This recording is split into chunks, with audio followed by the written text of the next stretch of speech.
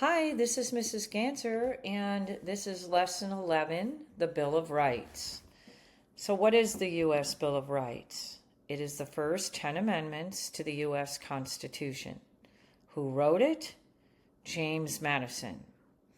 When was it written? It was written in 1789 during the first Congress of the nation under the new U.S. Constitution. The Federalists promised the Anti-Federalists a Bill of Rights. You might remember this from one of our lessons in the past. The Anti-Federalists were concerned that the Constitution itself did not protect the people's rights and freedoms well enough because they feared the amount of power given to the executive branch. So they basically wanted more than just the actual content of the Constitution.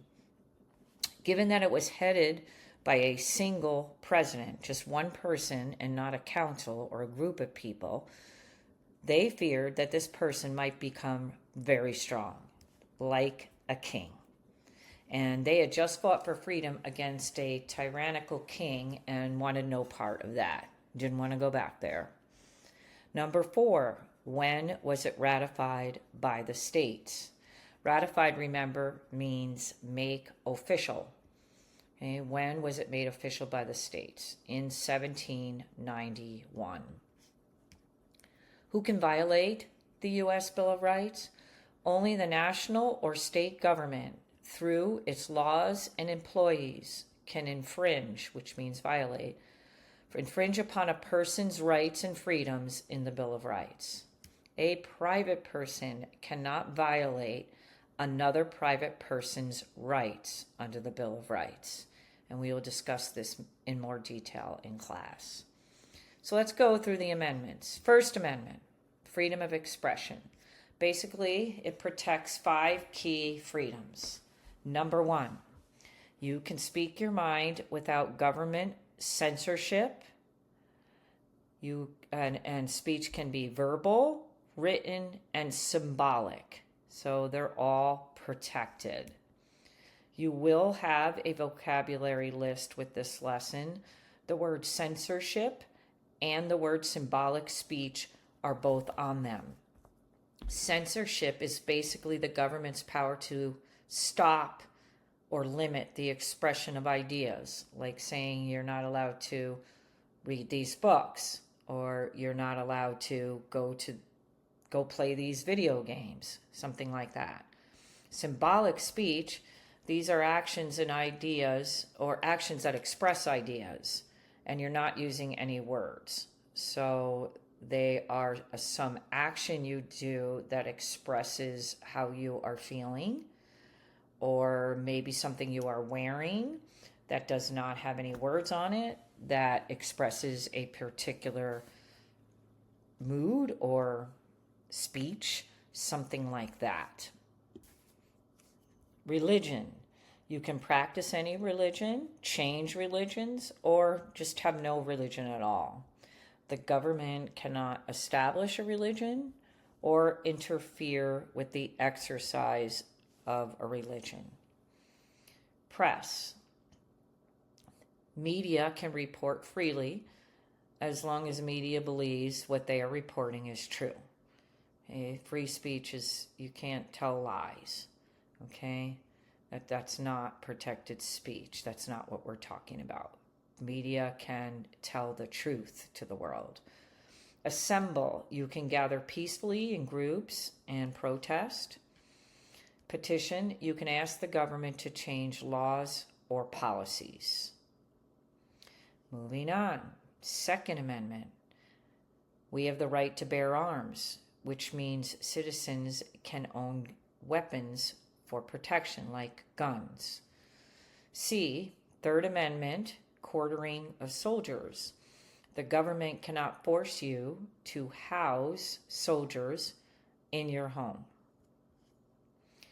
Fourth Amendment, this protects people and businesses against unreasonable searches and seizures by the government. Note that reasonable searches and seizures are allowed. It's only what is unreasonable that is not allowed. Police need a warrant or probable cause to arrest someone or search and seize something.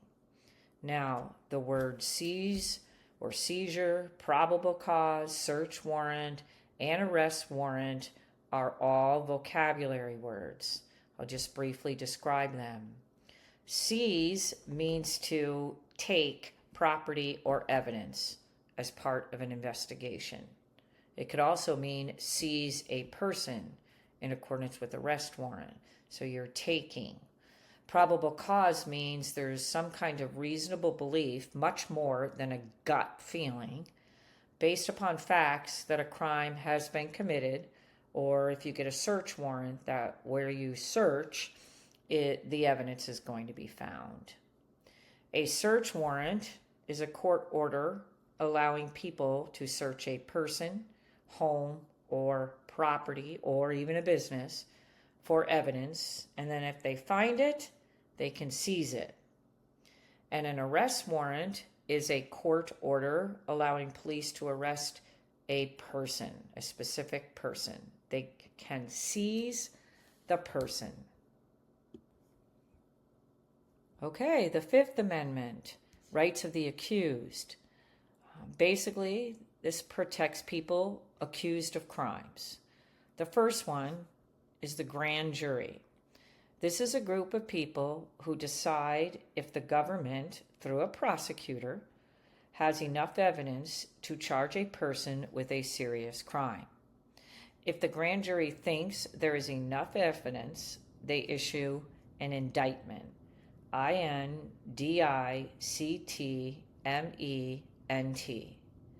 Then later on, they get an arrest warrant and the person is arrested. Again, I already mentioned that arrest warrant is defined in the vocabulary, as is prosecutor and indictment. Basically, a prosecutor is a lawyer who works for the government. This is the person that represents the government in a criminal case. And then an indictment is simply formal charges issued by a grand jury. So they set forth the crime that they're accused of committing. So it's just a fancy word for formal charges. Okay, double jeopardy. You cannot be tried twice for the same crime. But here's the kick. The trial must end in a verdict. It must not be a mistrial. The government has one chance, one and done. So what does this all mean? Okay. First of all, in the vocabulary words, I define verdict. Okay. So what is a verdict? A verdict is a decision at the end of a trial. It's made either by a judge or a jury, and I'll explain the difference in a minute. It's made by either a judge or a jury, and it's a determination if the person is guilty or not guilty in a criminal case, or liable or not liable in a civil case. That's what a verdict is. So it's the end decision in a case. Now, if you have a jury trial, that means there is a judge overseeing the trial and a jury. And the jury is responsible for returning the verdict. That means they're responsible for making the decision as to someone's guilt, whether they're guilty or not guilty, or liable or not liable. So in a jury trial, you have a judge and a jury. But in a bench trial, you only have a judge. And in that situation, the judge actually runs the show, so to speak, hears objections, keeps order, does all those types of things a judge does. And the judge also makes the final decision in the case. They are responsible for the verdict. So, having said all that, when you have double jeopardy, we're talking about not being tried twice for the same crime. And I said that the trial must end in a verdict. So here's how this plays out. If it's a criminal case and the prosecutor has brought its case on and the jury comes back with not guilty, that means the defendant goes home and the prosecutor wins. The prosecutor, because it ended in a verdict of not guilty, is not allowed to retry the case and say, oh, I'm going to go out and get more evidence and we're going to get this and that and we're going to do it again. No, they are not allowed. They get one shot, just one shot at the defendant. They have to do it in that first shot, okay, or in that shot that actually culminates into a verdict. Okay, so if it culminates into a verdict, you cannot retry the case. It is said that would be double jeopardy. It is said that double jeopardy attached, meaning you can't try that person again, even if they confess. Okay? If, on the other hand, the case ends in a mistrial, something went wrong, the case never finished, or the jury comes back as a hung jury, which means the jury can't decide guilt or not guilty, liable or not liable. But actually, in a civil case, the liable, not liable would not apply to a criminal case. So let's just stay with the criminal case. So the jury comes back and it could not decide whether the person was guilty or not guilty. So the judge had to say it's a mistrial.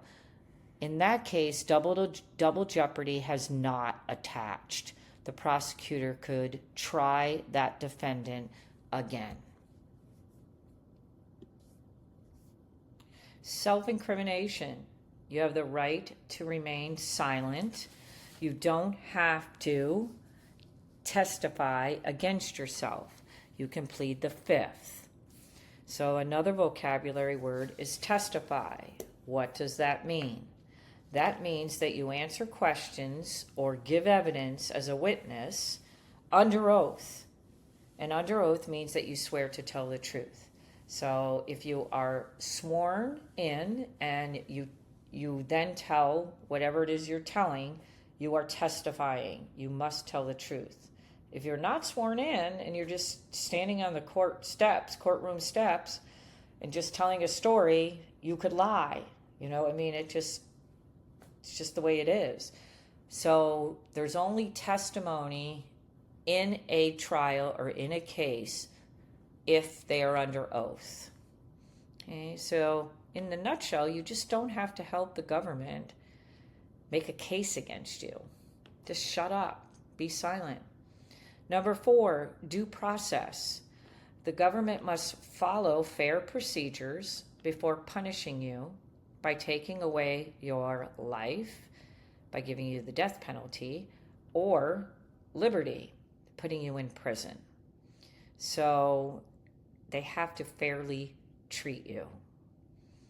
Eminent domain. The government can take private property for a public purpose, but it must first pay the private person a fair price for the property taken. So sometimes the government, says, okay, we need another hospital and we've got these couple houses on the corner here and this would be a great place for a hospital, but these properties are privately owned by people, so they can do eminent domain and take those couple houses or whatever's on that property, and pay the people for them, and then go put the hospital up, because the hospital is a public purpose, and maybe that little city needed a hospital, and that was the best place for it.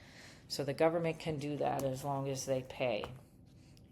Let's see, Sixth Amendment, rights of the accused. These are trial rights. This amendment guarantees a fair trial. Speedy trial, no waiting years in jail for a trial. So usually it's within a year if you claim a speedy trial under the Sixth Amendment. Within a year to be tried. Public trial. The trial cannot be completed in secret. The public must be able to attend. This makes sure that nobody's doing anything illegal, that the defendant is having a fair and proper trial based upon the law. So if it's in secret, you're not going to know what happens. Impartial means unbiased. So you have to have an impartial jury. So this is a fair group of citizens deciding your case. So for example, if somebody kills a person, so somebody kills Jane, all right, this person is now on trial for killing Jane. If they put Jane's mother on the jury, that would be unfair, right? Jane's dead and her mother's on the jury. You're going to get the death penalty. Like, it's just not fair. That would not be an impartial, unbiased jury. Notice of charges. You must know exactly what crime you are accused of. So you have the right to know what you're being charged with. Confronting witnesses. You can see and question witnesses against you. This is called cross-examination. So when somebody is saying all these bad things about you and what you did, you get to question that person. You get to test their credibility, their truth-telling in front of the jury. Compulsory process. You can subpoena, which means force witnesses to come into court to testify in your defense.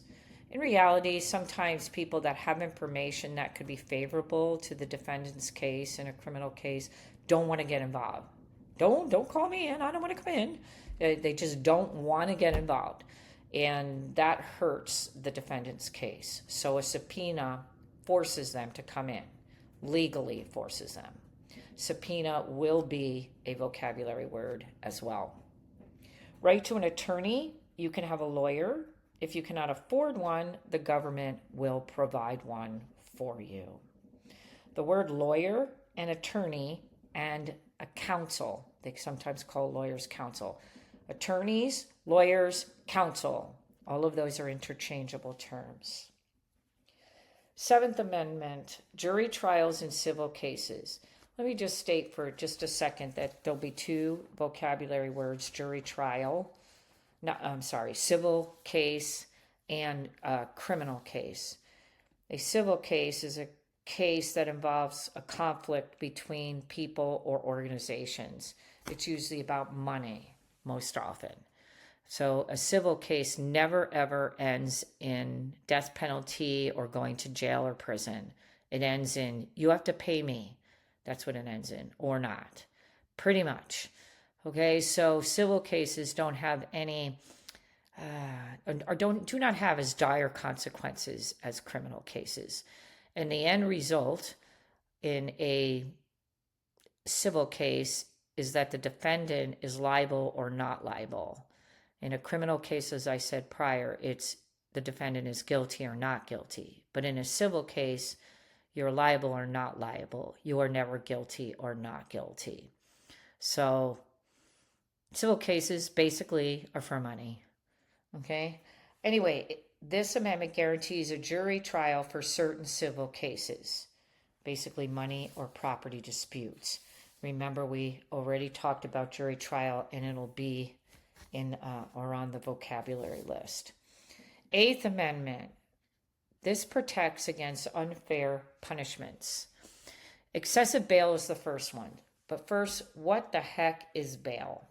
Basically, bail is a financial guarantee of money deposited with the court that assures that the person that gets out of jail while he or she awaits trial will return for the trial or for all court proceedings. So, in other words, it is a sum paid into the court to let a person get out of jail before the trial. Bail has to be reasonable. It has to be commensurate with the crime committed. The judge doesn't always let people out on bail because some people do like really bad crimes like murder and things like that. So they don't get to go out on bail and stay at home and wait for their trial and then come back. But others do get to get out on bail. And they just put the money into the court with a promise that they will return. Okay, there's more rules related to bail, but that's basically it in a nutshell. So bail must be reasonable, not so high that it keeps someone in jail unfairly. Excessive fines, fines must match the seriousness of the crime. And basically, a fine is a sum of money that has to be paid as a penalty for breaking a law. So it needs to be fair and reasonable. Cruel and unusual punishment. Punishments must not be inhumane or wildly disproportionate.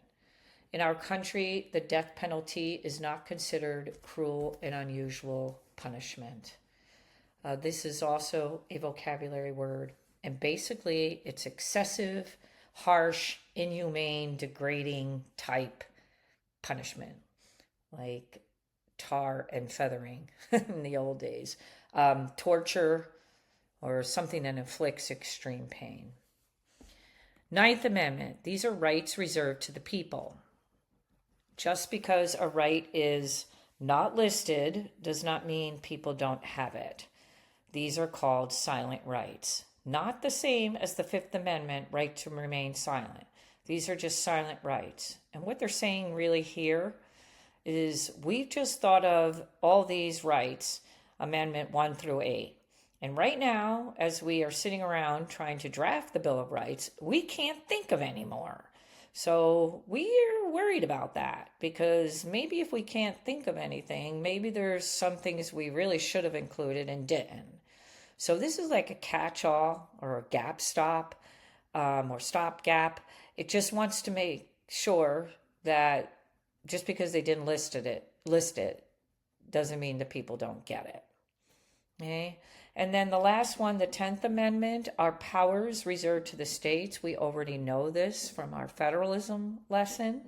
Any power not given to the federal government belongs to the states or the people. Okay, praise be to God.